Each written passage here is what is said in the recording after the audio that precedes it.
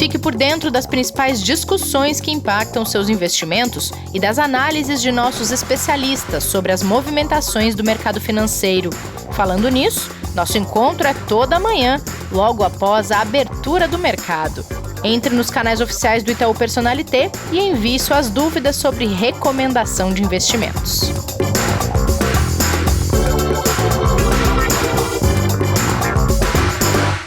Investidor em Foco no ar após decisão do Copom de subir a taxa básica de juros da economia brasileira. Hoje é dia 6 de maio de 2021.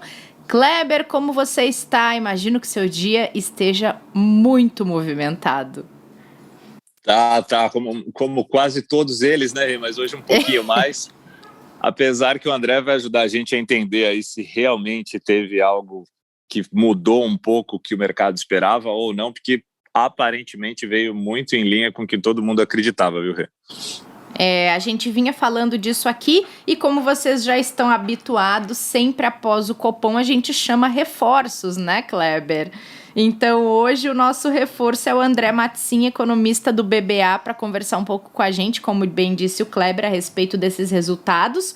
Então já vamos direto ao assunto, André, bem-vindo. Bom dia, obrigado Renata, obrigado Kleber pelo convite. Obrigado você, André, bem-vindo de volta. Obrigada a você, André. Bom, vamos lá. O Copom fez o que tinha indicado e elevou a Selic para 3,5% ao ano. André, isso já era esperado pelo mercado, por vocês aqui no banco. Conta um pouco pra gente. O Copom ele realizou então mais uma alta de 0,75, como amplamente esperado, levando a Selic para 3,5% ao ano. E também sinalizou que a próxima decisão, em junho, provavelmente trará ali um aumento de mesma magnitude. Acho que o principal ponto aí que o mercado vai avaliar daqui para frente, né, e especialmente nesse comunicado, são as palavras, a comunicação do BC, onde o mercado enxergava ali diferentes possibilidades, diferentes caminhos de sinalização, e a autoridade manteve a mensagem de que terá uma postura ali parcialmente expansionista no final do ciclo e, em geral, trouxe ali a mensagem de que a condução da política monetária segue dependente dos dados, da evolução dos dados daqui para frente. E, André, uma das expectativas que se tinha também era a visão, obviamente, além da alta de juros, né, do Copom em relação à atividade econômica, né, tanto local quanto global. Nesse aspecto, teve algum posicionamento num comunicado importante ontem que a gente pode avaliar até também para as próximas decisões? Ótima pergunta. Do ponto de vista internacional, ele manteve a avaliação de que os estímulos fiscais nos desenvolvidos, quando você soma com o avanço de imunização, ele deve promover ali uma recuperação robusta desses países ao longo do ano, mas também seguiu indicando que a presença de ociosidade nessas economias e a própria comunicação dos bancos centrais, assim como a gente vê no Fed, no Banco Central Europeu, sugere que os estímulos monetários terão longa duração. Agora, existem questionamentos nos mercados, né, e o BC reforçou isso nesta comunicação, na comunicação passada, de que os riscos inflacionários nesses países desenvolvidos, eles estão presentes. Isso pode tornar o ambiente desafiador daqui para frente para os mercados emergentes, aquilo que a gente chama de reprecificação dos ativos, o que pode pressionar o dólar para cima, né, gerando ali algum impacto ali do ponto de vista doméstico, né. Em relação à atividade econômica brasileira, o Copom ele mencionou ali que os indicadores recentes mostram uma evolução mais positiva do que o esperado com relação à evolução dos dados, apesar dessa intensidade da segunda onda da pandemia também, infelizmente, né, vir surpreendendo para cima. Então, daqui para frente, essa incerteza com relação ao ritmo de crescimento, que ela permanece ainda acima do usual, né, por conta dessa imprevisibilidade da questão da saúde pública, na avaliação do comitê, ela deve aos poucos diminuir, né, e voltar ali para padrões normais, digamos assim, das incertezas com relação ao cenário. E André, falando um pouco aqui de cenário local, a gente vinha mostrando nas últimas reuniões do Copom que existia uma preocupação quanto ao comportamento da inflação. Esse comportamento, em alguns momentos, já foi tratado como temporário.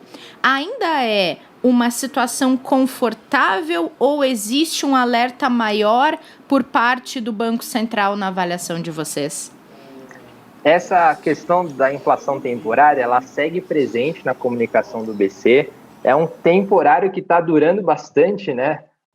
E o BC reconhece, ele indica que segue atento ali à sua evolução com relação a esses choques, né, em torno da inflação. Então, nessa comunicação do BC de ontem, ele sinalizou ali que, com exceção do petróleo, os preços de commodities internacionais, eles continuaram se elevando nas últimas semanas, e isso traz um impacto, por exemplo, sobre as projeções de alimentos, as projeções de bens industriais, né? E também existe ali um patamar mais elevado de bandeira tarifária na energia elétrica. São fatores que, somados, né, colocam uma pressão adicional de inflação no curto prazo. Então, isso gera, sim, algum ponto de atenção para se avaliar no curto prazo. Mas, de alguma forma, né, a gente tem aí um balanço de riscos em torno dessa evolução, que, inclusive, né, a natureza fiscal exerce ali uma importância muito grande. E, André, falando de balanço de riscos ali, a gente fala muito sobre risco fiscal, né, sobre alguns riscos que a gente vem acompanhando já há um bom tempo aqui. Sobre isso e também até sobre a agenda econômica, a evolução das possibilidades que a gente tem depois de aprovação de orçamento, reformas, teve alguma sinalização que veio do Banco Central? Olha, ele reforçou esse ponto. Acho que o principal risco de alta para o cenário de inflação seriam os novos prolongamentos ali das políticas fiscais de resposta à pandemia ou mesmo a frustração da agenda de reforma, num contexto em que, uma vez que a gente tem um ponto de partida, né, do fiscal já bastante desafiador, a gente tem um nível de dívida PIB bastante elevado, nós temos essas pressões por gastos, né, no momento em que a situação fiscal ela é desafiadora, isso pode elevar os prêmios de risco, né, e pode gerar o que o BC chama de uma simetria de alta, ou seja, o risco para cima ele é maior do que o risco para baixo, ele é assimétrico para o lado mais alto. E, ao mesmo tempo, né, o comitê ele enfatizou ali, mais uma vez, que é essencial ter perseverança nesse processo de reformas, nos ajustes, né, para a economia brasileira, e ressaltou, né, que questionamentos sobre a continuidade ou avanço dessas reformas, ou a falta ali de ajustes nas contas públicas, poderia levar a taxa de juros estrutural da economia. E o que implica isso? Implica que lá na frente, se você não faz reforma, se você não tem um fiscal controlado, você tem o risco de ter uma taxa de juros mais alta.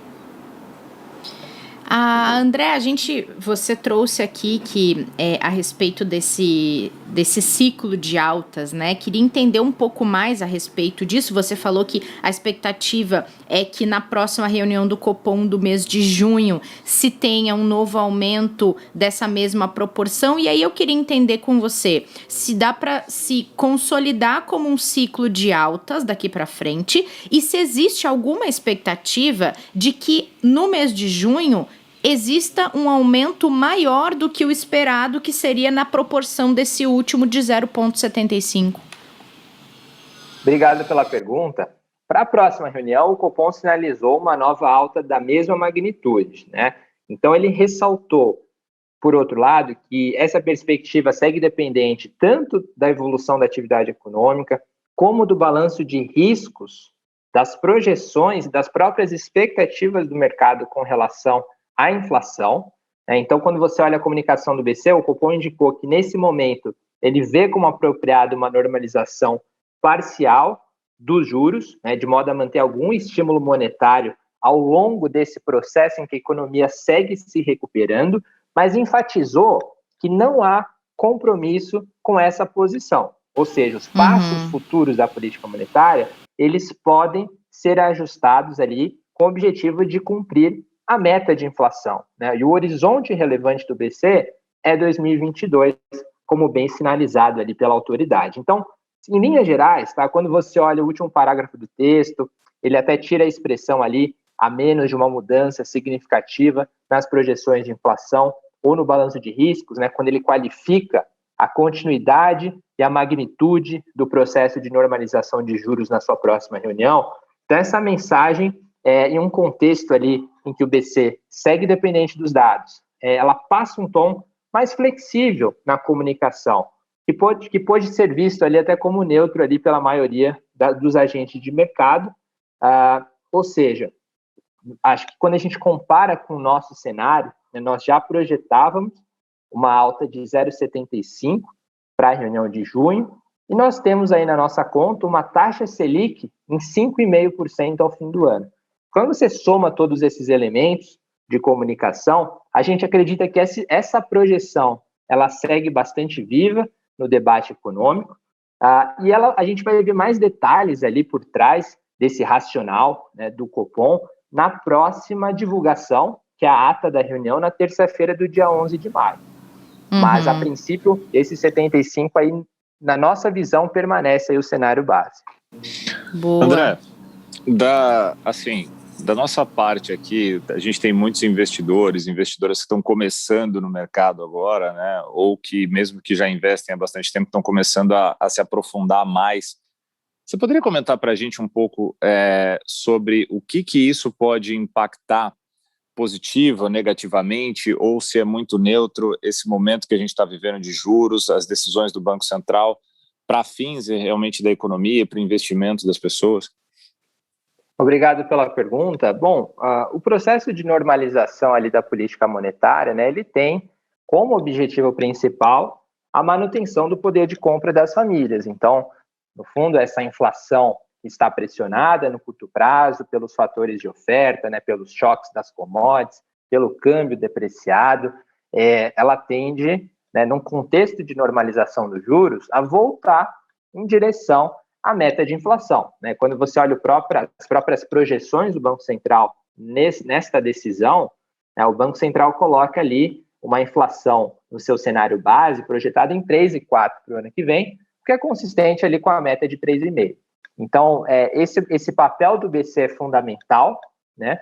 Mas, ao mesmo tempo, quando a gente pensa na atividade econômica, uma alta dos juros, né, ela pode representar ali um aperto de condições financeiras. Então, como que a gente enxerga? A gente percebe que a Selic, né, ao longo desse ano de 2021, ela segue em patamares estimulativos. Então, apesar dessa normalização da política monetária, como ela é uma normalização parcial, ela mantém um grau de estímulo monetário, o que é importante para a continuidade do processo de recuperação econômica. Então, se você tem a recuperação ocorrendo, a depender, claro, da evolução do vírus, mas num contexto em que o mundo também cresce, em que as vacinas avançam, os pacotes fiscais aí nos Estados Unidos estão presentes, as commodities também sobem. Então, esse ambiente de retomada é consistente com o PIB brasileiro crescendo esse ano, crescendo no ano que vem e gerando aí um ambiente favorável para que os investimentos, né, continuem florescendo aí, mesmo com esse cenário de juros mais altos. Meninos, eu queria fazer uma última pergunta para vocês dois antes da gente encerrar. A gente vai falar um pouco mais desse assunto na semana que vem aqui no podcast, entrar um pouco no detalhe, mas esse movimento dessas duas últimas reuniões do Copom, que chegaram a uma taxa de 13,5% ao ano, frente ao que a gente viu ao longo de 2020 de uma taxa de 2%, muda muito na carteira de quem está investindo? A pessoa já tem que começar a pensar em movimentar ou ainda tem que segurar a onda? Olha, do ponto de vista econômico, a minha percepção é que esse processo de normalização ele segue ainda expansionista para a atividade, tá? Então, o principal risco hoje para a atividade econômica, especialmente em 2021, é o avanço da questão da saúde pública, né? O avanço das vacinas, é o controle da pandemia. E uma vez que esse processo ele vem se consolidando, a gente está tendo quedas de casos e óbitos, o que é uma notícia muito positiva. E à medida que as vacinas avancem, você consolida, a partir do segundo semestre, um processo de normalização, né, da mobilidade, né, do dia a dia das pessoas. Isso vai trazer um impacto bastante relevante para a atividade econômica e mais que compensar aí o aperto de política monetária quando a gente pensa no PIB deste ano, tá bom? Do lado de diversificação, do lado de composição de carteira, né, essa decisão ela não deve fazer com que o investidor corra para fazer nenhuma alteração na sua carteira nesse momento. Uma, porque já era esperado, ou seja, tudo aquilo que vem sendo construído, tudo aquilo que vem sendo desenvolvido para as alocações dos investidores nas recomendações, aí falando obviamente das nossas, né, já considerava esse cenário e uma decisão como essa, né?